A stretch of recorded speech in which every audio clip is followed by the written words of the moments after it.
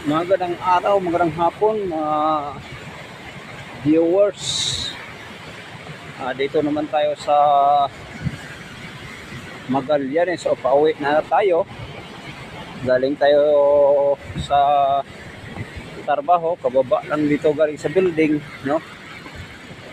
Shout out sa lahat ating mga DDS vloggers.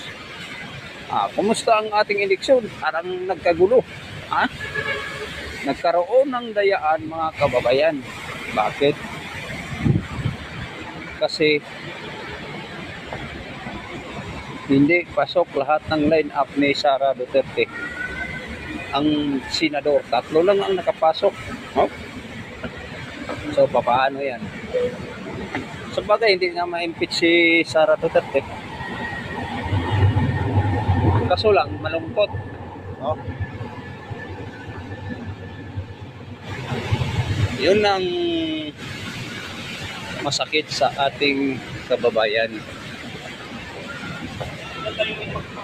Dahil pinagpalit nila ang boto sa pera. Anong nangyayari? Di wala. Budol ang kinalalabasan na budol. Ngayon, kahit pa paano, mga kababayan, magpapatuloy tayo sa ating pag-vlog dahil sa ating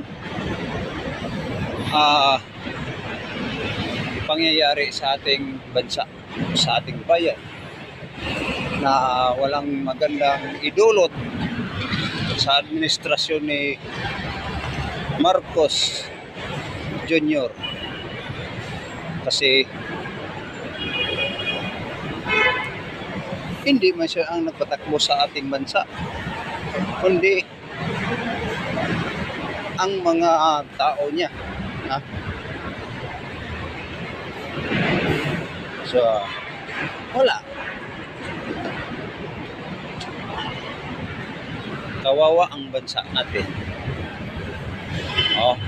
So, mag-react lang kayo, mag-comment.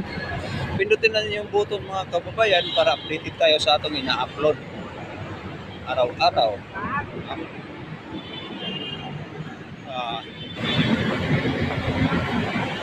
Sabi nila, ang masin ay nasisira